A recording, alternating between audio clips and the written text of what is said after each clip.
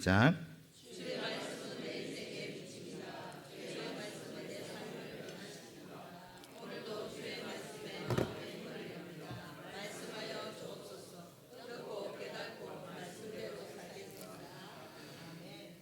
할렐루야.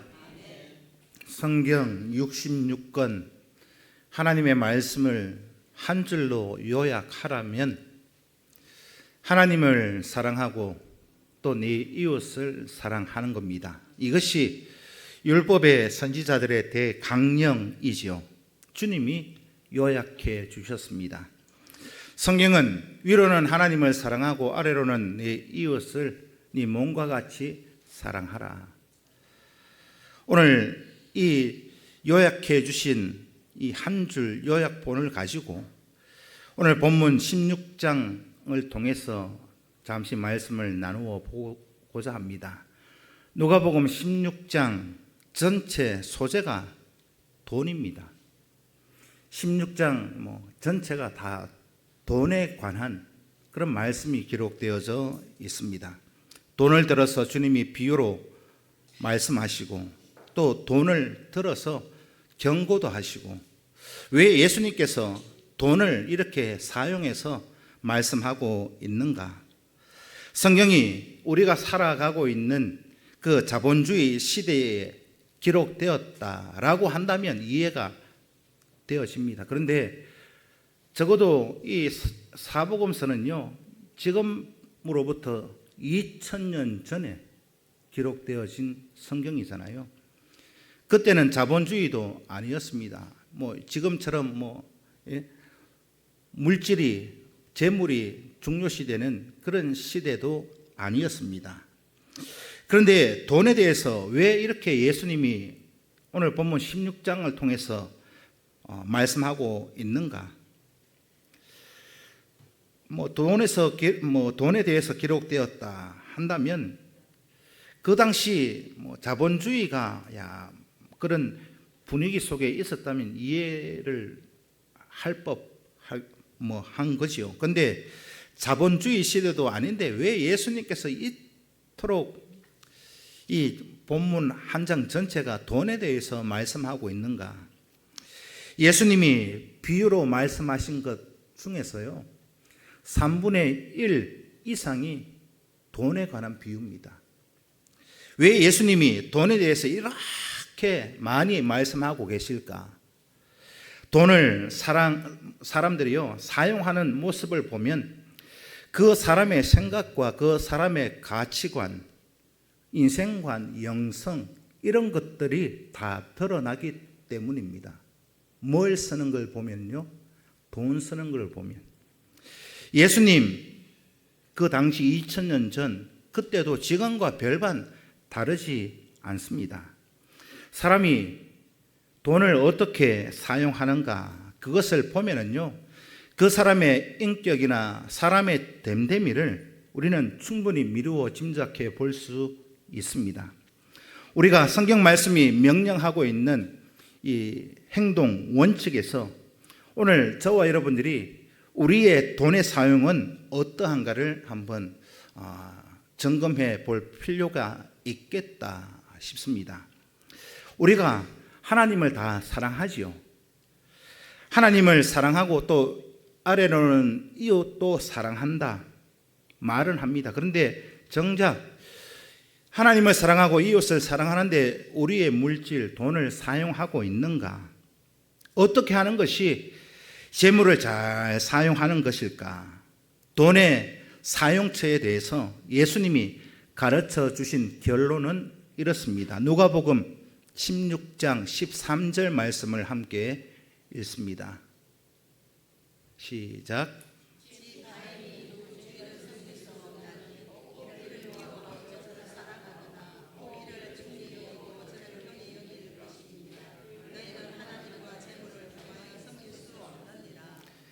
이 13절 말씀이요, 예수님이 내리신 결론의 말씀입니다. 사람들은 어느 한쪽에 치우치게 되어 있지요. 하나님을 사랑하든지 아니면 돈을 사랑하든지 어느 한쪽에 치우칠 수밖에 없습니다. 그래서 오늘 본문의 말씀, 예수님의 가르침에 대해서 바리새인들의 반응으로부터 오늘 본문이 시작되고 있습니다. 주님은 바리새인들의 그 모습을 보시고 잘못된 생각을, 비유를 들어서 강력하게 경고해 주고 있는 말씀이 오늘 읽은 14절 이하에 기록되어져 있습니다. 14절부터 18절까지는요, 바리새인들의 영성에 대해서 예수님이 말씀하고 있습니다. 우리가 흔히 교회 안에서 영성, 야, 저 사람이 영성 있다, 저 사람이 영성이 왜 저래, 이런 표현을 많이 사용을 합니다. 우리가 흔히 영성 그러면 그런 말을 사용하긴 많이 사용하는데 무엇이 영성이냐? 여러분들은 영성이 무엇이라고 생각하고 계십니까? 흔히 영성 그러면은요, 뭔가 신비하고 영적이고 추상적인 것을 많이 생각들 하십니다. 넓은 의미로 이 영성을 설명을 드리면, 이 땅에 저와 여러분들이 살아가면서 인생의 최고의 가치를 두는 것, 이것을 영성이라고 말합니다. 내가 무엇을 가장 중요하게 여기며 살아가고 있는가, 그것이 영성이라고 말합니다. 그래서 성경은 그 영성이 무엇이냐, 이렇게 결론을 내리실 때 그 영성이 하나님이 되어야 한다라고 말씀하고 있죠.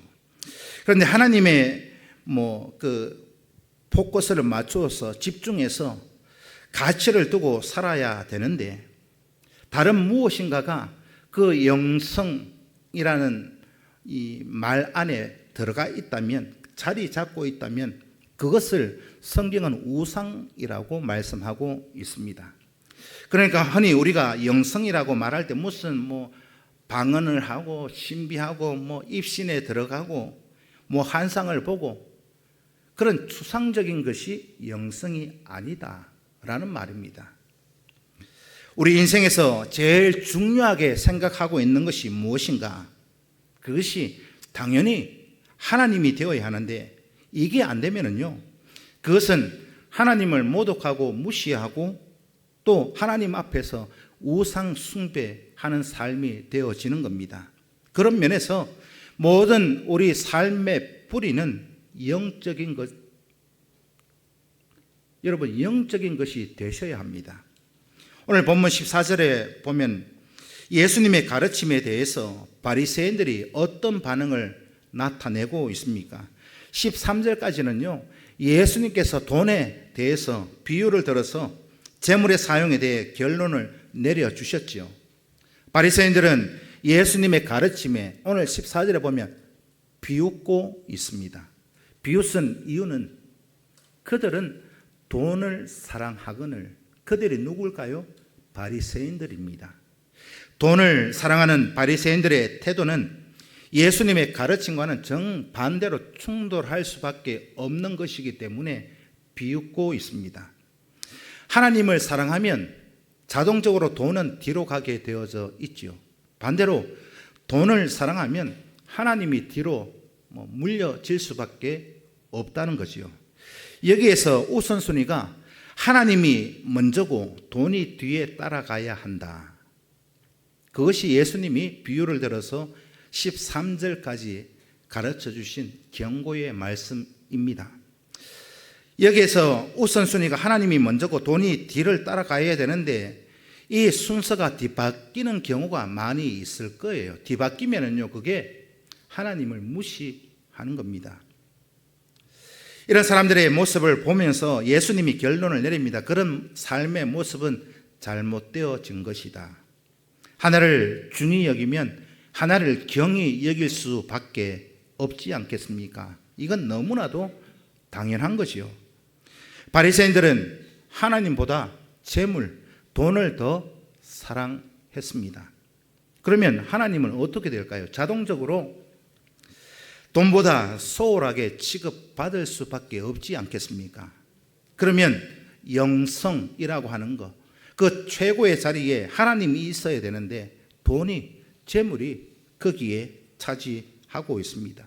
이게 성경은 끊임없이 구약시대부터 신약까지 말씀하시는 게 그건 우상 숭배라고 말씀하고 있습니다. 이것을 우리는 흔히 황금 만능주의, 이것을 우리는 현 시대에는 만모니즘 그렇게 구분을 짓습니다. 바리새인들의 영성은 뭐냐? 한 줄로 요약하면은요, 돈을 사랑하는 겁니다. 그래서 바리새인들은 재물이 경건과 믿음을 판단하는 그 기준이라고 생각하고 있죠. 어느 한 사람을 보면서 야, 저 사람이 믿음이 있다, 경건하게 산다, 야, 말씀대로 산다, 그 기준이 뭐냐? 하나님이 아니라 돈입니다. 바리새인들이 하나님을 무시하고 율법을 무시하고 우리는 돈만 사랑한다, 성경은 그렇게 기록하고 있지 않습니다. 절대요. 바리새인들은 하나님을 사랑한다, 그렇게 기록하고 있고, 돈만 그렇게 기록되어져 있지는 않습니다. 자기들은 하나님도 사랑하고 또 하나님의 뜻대로 살아간다 생각하는 이들이 바리새인들입니다. 그런데 왜 그들이 이런 착각 속에 빠져서 살아가고 있는가? 여러분, 착각에 빠지는 거요, 백지 한 장 차이입니다. 하나님을 사랑한다, 내가 율법을 따르고 말씀대로 산다, 왜 착각에 빠지는가? 큰 차이가 나는 게 아니에요. 백지 한 장 차이밖에 안 납니다.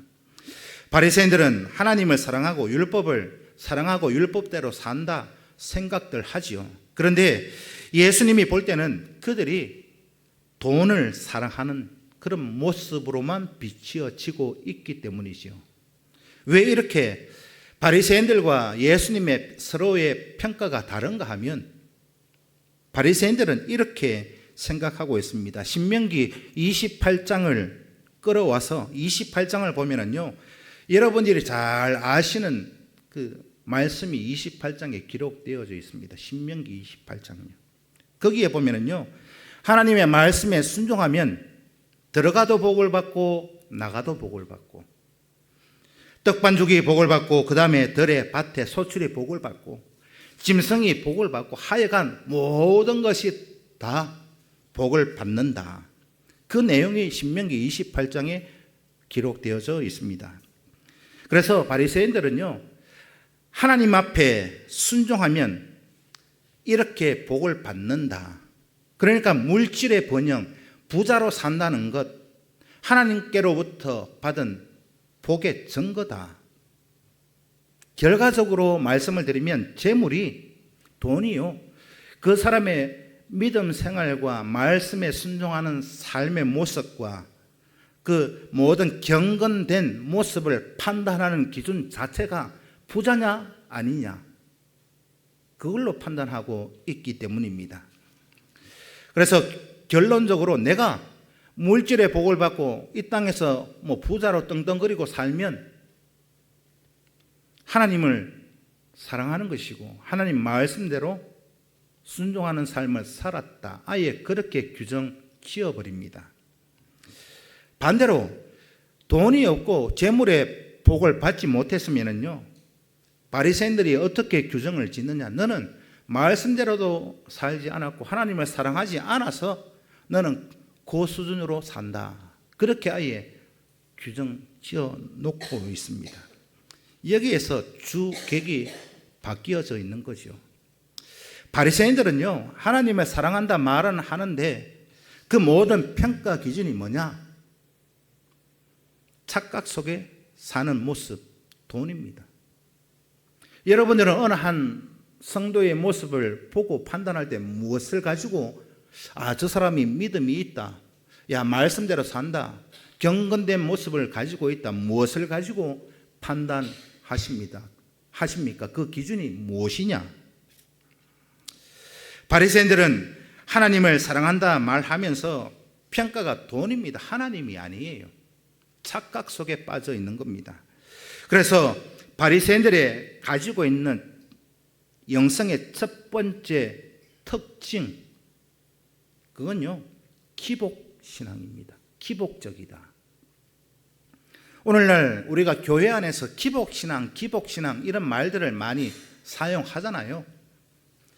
여러분들이 생각하는 기복신앙이 어떤 겁니까? 복을 받기 위해서 하나님을 섬기고, 복을 받기 위해서 헌금도 하고, 복을 받기 위해서 교회도 출석도 하고, 복을 받기 위해서 거룩한 채 하고, 그 모든 중심에 무엇이 있습니까? 하나님의 영광은 아니고 단지 복을 받기 위한 모습만 있다면 그게 기복신앙입니다. 복을 받는 게 기복신앙을 가진 사람들의 특징 중에 그 모든 모습이 복을 받는 게 최우선입니다. 바리새인들이 돈을 사랑하는 거요, 기복신앙에 기초해서 그들의 삶을 나타내고 있는 겁니다. 만약에 우리가 기복신앙에 있다면 바리새인들이 말하고 있는 그런 특징을 가지고 있는 겁니다. 우리가 예수를 왜 믿느냐? 복을 받기 위해서 믿느냐? 예배를 드릴 때 왜 오늘 이 시간 예배 자리에 왔느냐? 단순히 세상의 복을 받기 위해서, 물질의 복을 받기 위해서. 여러분, 우리가 하나님의 영광을 위해서 사는가, 아니면 내가 복을 받기 위해서 사는가, 이거요, 큰 차이 안 납니다. 백지 한 장 차이입니다. 잘 분별해서 판단하고 보셔야 합니다. 내가 하나님의 영광을 위해서 예배하고 믿음 지키고 말씀대로 살고 헌금도 하느냐? 하나님의 영광을 위해서 하느냐? 아니면 하나님께로부터 복을 받기 위해서 내가 그 모든 것들을 하고 있느냐? 백지 한 장 차이, 큰 차이 안 납니다. 그래서 여러분들이 여러분 스스로를 잘 한번 보시고 판단하셔야 합니다. 그리고 오늘 본문 15절에서는요, 바리새인들은 사람들 앞에서 스스로 옳다 하는 자들이다 라고 말씀하고 있지요. 이들은 사람 앞에서만 경건한 채, 사람 앞에서만 인정받는 것을 중요하게 생각하는 그런 무리였습니다. 율법을 동원해서 자기들이 의롭게 살아가고 있다는 것을 강하게 주장하고 있는 이들, 사람들 앞에 보이기 위해서 바리새인들은요, 입만 열면 율법입니다. 예수님은 이런 바리새인들의 삶의 태도에 대해서 하나님께서 너희 마음을 아신다. 너희들을 삶의 모습 뭐냐? 너희들은 사람에게만 잘 보이려고 하지 않느냐? 그 포장은 열심을 가지고 하는 것 같은데, 그러나 하나님은 거짓되고 탐욕이 가득한 너의 중심을 보고 계신다. 바리새인들이 책망을 받고 있는 가장 큰 이유가 뭐냐? 한마디로 말씀드리면 그 이유는요, 다른 게 아닙니다. 위선적입니다. 위선이라는 말 다 아시잖아요. 심하게 말하면 너희들은 회칠한 무덤이라고까지 말씀하고 있습니다. 겉모습은 깨끗하게 보이지만, 그러나 그 안에는 사람의 시체가 썩어 냄새나는 더러운 것이 가득하다. 그걸 예를 들어 말씀하시면서 바리새인들, 너희들 겉으로는 경건한 채 믿음이 있는 것 같아도 겉과 속이 얼마나 다른가를 말씀해 주고 계십니다. 중심을 보시는 하나님을 무시하고 사람들에게 인정받으려고 그 포장만 집중하고 있는 이들, 그들이 바리새인들입니다. 그리고 바리새인들이 가지고 있는 두 번째 특징은 표면적이고 위선적인 것을 지적합니다. 눈에 보이는 것만 지적하고 있어요. 우리는 표면적이고 위선적인 시대 속에 살아가고 있습니다. 표면적이고 위선적인 시대, 한 줄로 설명을 드리면요, 눈에 보이는 것만 치중한다. 세상이 그렇잖아요. 세상은 그렇게 눈에 보이는 걸 중요시 여깁니다. 교회 안에는 다를까요? 교회 안에서도요, 예를 들면 이런 겁니다. 단적인 예로 사진을 찍을 때도요, 뭘 중요시합니까? 여러분들이 어떤 사진을 찍을 때 뭘 중요시하게 생각하고 있습니까? 여러분, 뭐 좀 속된 말이지만은요, 이해하고 들으십시오. 사진 안 찍으면 화장도 안 하는 사람이 있잖아요. 교회 안에서 사진 찍자 그러면은 야, 입술이라도 발라야 사진 찍지, 그렇게 말씀하시는 분들이 있잖아요. 없습니까? 그게 뭐냐? 눈에 보이는 만들어진 이미지에 속지 말자, 그 얘기입니다. 여러분, 아무리요, 예? 얼굴을 두들겨 패도 원본은 바뀌지 않습니다. 여러분, 아침에 교회 오실 때 파우더 이런 거 딱 떨고 거울 보고 얼마나 자기 얼굴을 학대합니까? 막 두들겨 패고 막, 예? 이마도 두들겨 패고 막 두들겨 패고 또 삐식가 씹고 요거 조금 칠해주고, 그게 우리의 삶의 모습이잖아요.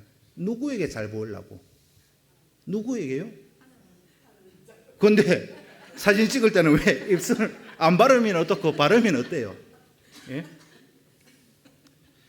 여러분, 드라마를 봐도요, 처녀 송악들은 결혼하면 야, 저 드라마처럼 야, 신랑이 나에게 이렇게 해줄 거야. 드라마 보고 영화 보고. 근데 실상은요, 결혼을 해봐요, 하고 있잖아요. 예? 실상은 뭐냐? 눈에 보이는 거하고는 다르다는 것을 우리가 아셔야 됩니다. 드라마는 만들어진 거고 사람들이 만들어진 이미지에 열광들 하고 살아가고 있습니다. 현실의 삶에는 드라마의 속에 것이 없어요. 살아보니까 다 아시잖아요. 제가 앞전에 한번 말씀드렸죠. 제가 결혼식장 가면 늘 하는 말, 오늘만 좋대. 한번 살아봐라. 오늘만 좋다. 거기에 속지 마십시오, 여러분. 교회에서도요, 만들어진 것에 속지 마십시오. 하나님은 무엇을 보신다고요? 중심을 보십니다. 주님이 바리새인들의 이런 위선적인 모습을 책망하고 계시잖아요. 오늘 보면 또 16절에서 18절까지의 말씀을 보면은요, 바리새인들이 율법을 적용하는 데 있어서 가장 큰 잘못이 무엇인가를 말씀하고 있습니다. 율법은 하나님 말씀 그대로 받아들여야 되잖아요. 하나님 말씀이니까. 그런데 바리새인들은요, 자기들 그냥 해석하고 싶은 방향으로만 해석을 합니다. 그게 가장 큰 잘못이죠. 여러분, 문제는 이들의 모습을 보고 예수님이 볼 때 그들은, 바리새인들은 율법을 제대로 적용하고 있지 않는 겁니다. 여러분, 아전인수라는 말 다 들어보셨지요? 아전인수. 자세한 거는 인터넷 들어가서 한번 찾아보시고요. 네이버 이런 데 들어가서 보면 아전인수라는 말이 그냥 요약하면 내 눈에만 물 들어오도록 만들어 놓는 거. 그게 아전인수입니다. 자기가 모든 판단의 중심이고 자기가 모든 평가의 중심입니다. 하나님이 아니라 자기가 중심이다. 아전인수, 그게 그런 뜻이에요. 내가 옳으면 옳은 거고 내가 틀리면 틀린 거다. 우리가 흔히 요즘 시대를 포스트 모던 시대 이런 말을 많이 사용도 하고 그런 시대 속에 살아가고 있습니다. 예수님이 이혼법에 대해서 오늘 언급하고 계시거든요. 이혼. 언급을 하시면서 여기에서 남자와 여자가 만나서 이혼을 하는 것, 그 잘잘못을 말씀하고 있는 것이 아니라 이혼 정서를 써주는 것에 대해서 말씀하고 있습니다. 그 당시 성경이 말씀하고 있는 의미는요, 이혼하지 말라가 아니라 이혼할 때, 그 아내를 버릴 때 모세의 제한적인 이혼법이 있어요. 무조건 내 치아 보고 싶으면 이혼하는 게 아니고, 아내를 버릴 때, 이혼할 때 그냥 내 보내지 말고 남편에게 버림받고 이혼당하는 이 아내의 안전을 위해서, 그리고 그 아내의 노후를 위해서, 그 아내의 권리를 위해서 이혼 정서를 써주라는 겁니다. 그냥 갖다 버리라는 의미가 아니라. 그런데 바리새인들은 이것을 어떻게 활용을 하는가? 야, 이혼할 때 이혼 정서를 써주라 했으니까 바리새인들은요 이렇게 해석합니다. 이혼에 대해서 이혼 정서만 써주면 내가 이혼하고 싶을 때 언제든지 이혼할 수 있다.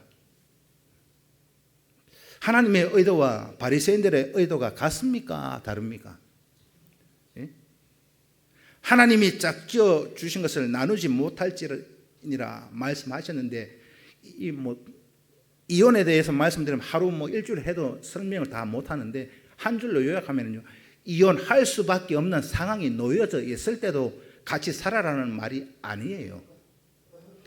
같이 살 수 없는 상황이 주어질 때가 있잖아요. 다른 이성을 바라봤다든지 도저히 같이 살 수 없는 조건, 그때도 이혼을 허락은 하지만 그냥 버리는 게 아니고 그 상대방에 대해서 노후까지 책임져 주고 안전도 책임져 주고 그 모든 것을 내가 이렇게 하구마 이렇게 해줄게 약속 정서를 써주는 것이 이혼 정서입니다. 그런 의미로 이혼 정서를 써주고 이혼하라는 것인데, 바리새인들은 영 거꾸로, 내가 이혼하고 싶으면 바리새인들 주장이 그거예요. 내가 이 여자하고 살다가 이혼해요. 그러면 이혼 정서만 하나 써주고 치워버려요. 의미가 맞습니까? 틀립니까? 다르게 해석하고 있다는 것이요.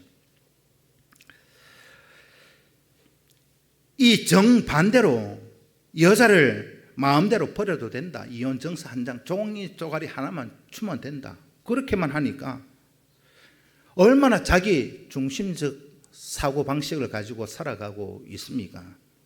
예수님께서 경고하시기를 율법의 1.1에게라도 더하거나 빼지 말라, 소홀히 하지 말라. 신명기 28장 제가 말씀을 드렸죠. 이 말씀에 근거해서 말씀대로 순종하면 복을 받는다. 그 말씀이 분명히 기록되어져 있습니다. 있는데요, 또 그렇지 않은 내용도 있어요. 이렇게 설명드릴 수 있습니다. 예레미야 선지자 있죠. 예레미야 선지자가 하나님 말씀대로 살지 않아서 불순종해서 그렇게 고난 당했습니까? 아니잖아요. 눈물의 선지자인데도 고난 당하고. 여러분, 성경에 이런 면 저런 면을 다 보셔야 됩니다. 공정하게 적용할 줄 아는 사람, 하나님 말씀에는 이런 면도 있고 이런 면도 있구나. 공정하게. 근데 이게 우리가 잘 안 됩니다. 여러분 다 경험해 보셨잖아요. 내 마음에 맞는 것만 적용하고 내 마음에 좀 안 맞는 거, 좀 불편한 거 빼버립니다. 그런 적 없으십니까? 이런 걸 하지 마라, 이런 걸 가감하지 마라, 더하지나 빼지 마라. 다르게 표현할까요? 야, 오늘 목사님 설교 은혜 받았습니다 할 때도 있고, 야, 오늘은 목사님이 나를 딱 지목해가 날 치네, 이래 생각할 때도 있잖아요. 같은 목사인데. 그런 적 없으십니까? 이런 함정에 빠지지 마셔야 됩니다. 어떤 말씀이든 나에게 주시는 말씀으로 우리가 순종하기만 하면 됩니다. 성경 읽으면서 여러분들 성경 한번 다 검사를 할 수 없지만은요, 여러분들이 성경을 읽다가 줄 꺼놓은 거 있죠. 형광펜으로 줄 쳐놓은 거. 다 그거요. 여러분들 마음에 맞다 인정되어지고 믿어지고 하니까 다 표시해놨죠. 그런데 예를 들면 이런 거예요. 십계명, 이거 하지 마라, 이거 하지 마라, 이거 하지 마라, 이거 하지 마라. 그렇게 하면, 그렇게 살면 니는 저주받는다, 멸망당한다. 거기 표시해놓은 분이 있으면 저한테 한번 들고 와 보이소. 아무도 없을걸요. 성경을 읽으면서 내 마음에 맞는 것만 아멘 하면 안 됩니다. 나에게 주시는 말씀이요, 나의 그 마음에 책망의 말씀이 오고 때로는 경고의 말씀이 올 때도 아멘으로 받아들일 수 있는 성도 꼭 되실 수 있기를 바랍니다. 오늘 예수님들이 바리새인들을 향해서 책망하고 있는 그 모습, 똑같은 잘못에 우리가 빠지고 있지는 않은지 점검해 보셔야 합니다. 바리새인들이 가지고 있는 영성의 세 번째 특징은요, 자기 중심적입니다. 나중에 시험 칠 겁니다. 첫째 영성, 둘째 영성, 셋째 영성. 이 세 번째 이들의 영성의 특징은 자기 중심적입니다. 율법도 자기에게 그냥 좋은 것만 받아들입니다. 율법까지도 자기들 취향에 맞추어서 취사 선택을 하고 있습니다. 이게 얼마나 하나님을 무시하고 있는 모습이겠습니까? 그리고 오늘 읽었던 마지막 19절의 말씀은요, 영성과 실천에 관한 평가의 말씀이 기록되어져 있습니다. 오늘 본문 19절을 함께 읽습니다. 시작.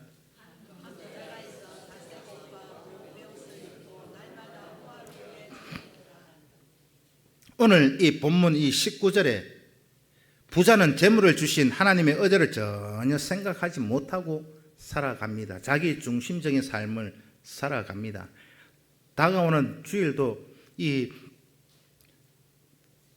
뒤에 있는 본문을 가지고 다음 주도 설교할 겁니다.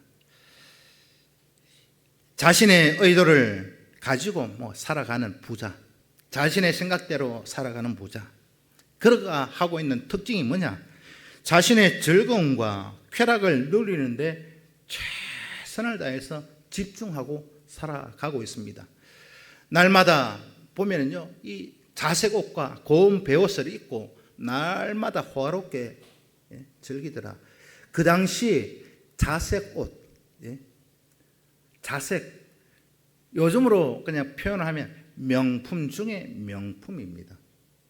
그 당시는요, 이 자색 염료를 구하기가 힘들어요. 이 자색 염료가 어디에서 나느냐? 어느 진주 안에서 조금씩 진주에서 나오는 그 재료인데, 그걸 옷 하나를 다 염색하려면 진주가 얼마나 많이 있어야 되겠습니까? 자색 옷 아무나 입을 수 있는 게 아닙니다. 요즘으로 따지면 에르메스에서는 코트 한 벌 수천만 원짜리 그 정도 되는 옷 입으면서 고운 베옷을 입고 날마다 호화롭게 살아가고 있는, 그는 그 자신의 즐거움을 채우는 데 집중하고 자기만 생각하고 있습니다. 그런데 생명이 끝나고 보니까 어떻게 되었는가 다음 주 되면 말씀드릴게요. 완전히 부도난 모습을 기록하고 있습니다. 우리가 잘 알고 있잖아요. 부자와 거지 나사로. 이 부자 그 결말이 어떻게 되었는가 여러분들 다 잘 아시잖아요. 그가 왜 이렇게 부도났을까요? 부도났는 이유는요, 그 생명이 끊어진 이후를 준비하지 못했기 때문입니다. 심은 대로 거두는 모습을 그대로 말씀하고 있습니다. 바리새인을 상징하는 부자, 자기의 영성을 충실하게 실천하고 있습니다. 날마다 먹고 마시고 즐기는데 충실했습니다. 부자, 자기 중심적이고 이기적인 모습, 이웃의 고통에는 아무 관심이 없습니다. 율법을 빙자해서 자기의 행동을 그냥 합법화, 어찌 보면 정당화하고 있는 모습이 19절에 기록되어져 있는 부자의 모습이었습니다. 중심을 보시는 하나님보다 겉모습만 보는 그 사람들의 평가를 중요시하고 있는 이 부자, 이 부자가 자기가 심은 대로 그대로 거두어 내었습니다. 하나님의 평가를 준비하지도 대비하지도 죽음 이후를 전혀 준비하지 못한 이 부자의 모습. 예수님은 본문을 통해서 무엇을 말씀하고 있습니까? 우리에게 무엇을 경고하고 계십니까? 세상의 평가가 아니잖아요. 하나님의 평가입니다. 또 나 스스로의 평가, 내가 뭐 신앙생활 잘 하고 있다 해도요, 하나님이 보시기에 너는 아니다. 그때 우리가 받는 평가는 기회가 없습니다. 비행기 날랐고 배는 출항했고 버스는 벌써 출발했습니다. 고난도 지나가고 부귀영화도 지나갑니다. 젊음도 지나가고 아름다움도 지나갑니다. 지나가는 것에 목숨 걸고 거기에 올인하지 마십시오. 지나가는 것에 얼마나 그걸 붙들고 살아가는지, 지나가는 거 그때 적당하게 누리고 그냥 뭐 살면 되는 거예요. 고난 가운데 있으면 하나님 앞에 인내하고 기도하면서 기다리면 되고, 하나님 날 언젠가는 세워주겠지, 때가 있을 것이고, 즐거운 가운데 있으면 하나님 앞에 영광 돌리고 찬양하고 있으면 될 것이고, 그런데 거기에 목숨 걸고는 살지 마십시오. 지나가는 것에. 요즘 드라마를 봐도, TV 홈쇼핑을 봐도, 제가 그 정확한 명칭은 모르겠어요. 뭐 꼭 몽둥이만한 요만 한 뼘 정도 되는 거 뭐 이렇게 막 해요. 쇼호스트가 나와가지고 이 뭐 볼때기가 쳐졌어요. 올리시면 올라갑니다. 이마살 펴드립니다. 요만한 게 150만 원씩이에요. 예? 그거 보면서 사람들 주문 폭주한다 그러고 막 그래요. 안에 뭐가 들어있는지는 모르겠습니다만은 혹 사신 분들 계시면 이해하고 들으십시오. 첫날 만날 그거 하고 올린다고요. 예? 이 볼때기살이 안 쳐질까요? 예? 쳐져요. 때가 되면 쳐져요. 예? 그걸 100몇십만 원, 150만 원씩 주고 이거 올리고 있으면은 기분이 어떨까 싶어요. 올려도 쳐지는 거는 막을 수 없어요.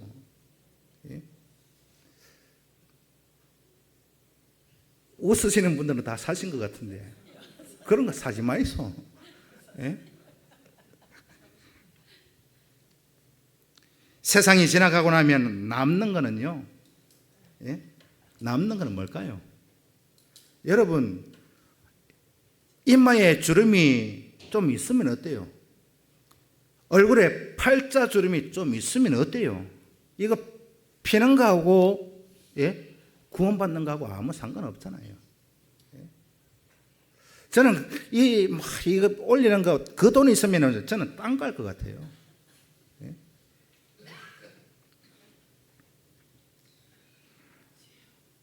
형편이 돼서 하는 거는 근데 형편이 돼도요, 이건 아니잖아요. 이거. 예? 누구한테 잘 보이려고요? 누구한테? 여러분, 남편한테 잘 보이려고 이거 사달라 하면 사줄 남편 혹 있을지는 모르겠습니다만은, 예? 하나님 앞에 잘 보이는 삶의 모습이 무엇인가를 여러분들이 한번 판단해 보시자, 이 말입니다. 자기는 위선적으로 살고 자기 중심적으로 자기만 치장하고, 죄송합니다. 제가 신방을 다니다 보면 집은 죄송합니다. 개차반이에요.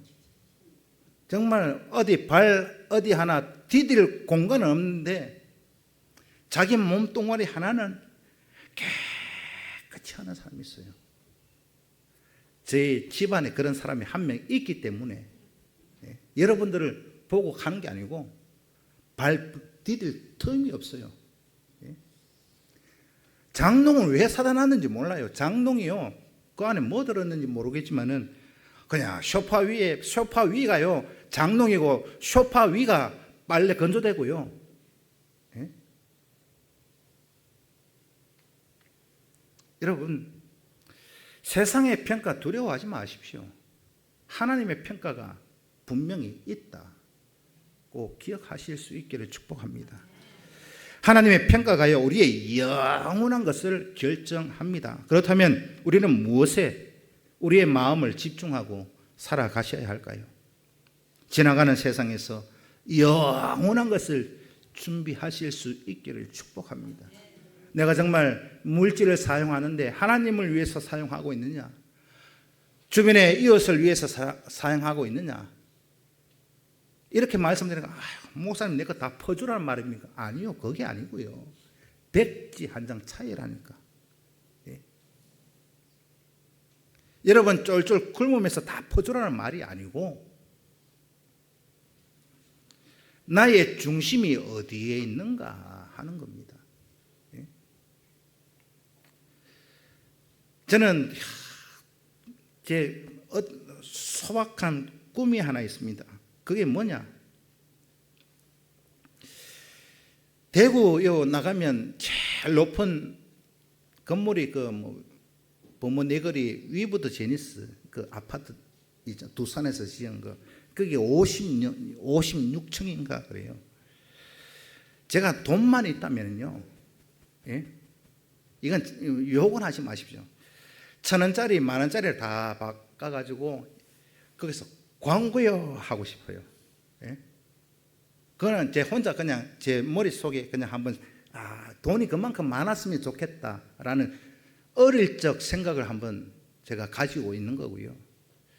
또 우리 교회가 언제쯤 저는 돈 그러면 저를 위해서도 쓰지만 뭘 하나를 봐도요. 이걸 이렇게 저렇게 쓰면 어떨까 그런 생각을 많이 합니다. 요즘은 한참 프로야구가 지금 경기하고 있거든요. 작년에는 삼성 라이온즈가 막 꼼빼하고 막 꼴찌하고 이카지만 지금 뭐 3등인가 그래요. 3등인가 하는데 저는 언젠가 때가 되면 그렇게 하고 싶어요. 제가 돈이 있어서 야구 중계를 보시는 분들을 보면 이 투수가 던지고 포수가 받는 뒤에 심판 뒤에 우리 교회로 따지면 요 뒤에 강단 뒤에 항상 보면 뭐 헤이즐러 태왕 뭐 무슨 아파트 무슨 뭐 별별 광고가 여기 다 바뀌어요. 예? 보셨습니까? 예? 심판 뒤에 보면은 그냥 중계만 하는 것이 아니라 이제 어떤 업체들 뭐 건설 회사 뭐 닭고기 파는 뭐 무슨 치킨 뭐 광고가 자꾸 뒤바뀌어요. 돈을 내고. 근데 저는 언젠가 돈이 있으면 꼭 그거는 하고 싶어요. 그것도 입찰을 한다 그러는 것 같아요. 돈 많이 주는 순서대로. 심판 뒤에 광고를 생명향기 가득한 말씀의 숲으로 경산 평상교회 그거 딱 넣고 싶어요. 예? 저는 늘 생각이 그래요. 저를 위해서 돈을 쓰긴 쓰지만 예? 내가 어떤 목돈이 있으면 그런 목돈이 생기면 나도 이때까지 야구 중계를 보면서 그런 교회 광고를 넣는 교회는 한 번도 본 적 없거든요. 보신 적 있으세요? 축구 A매치급 국가와 국가별로 할 때 코카콜라 아디다스 그 펜스 쳐놓고 광고하잖아요. 거기에 생명향기 가득한 말씀의 숲으로 경산 평상교회 하나 딱 놓고 싶어요. 그럼 전 세계에 광고 될 거 아니에요.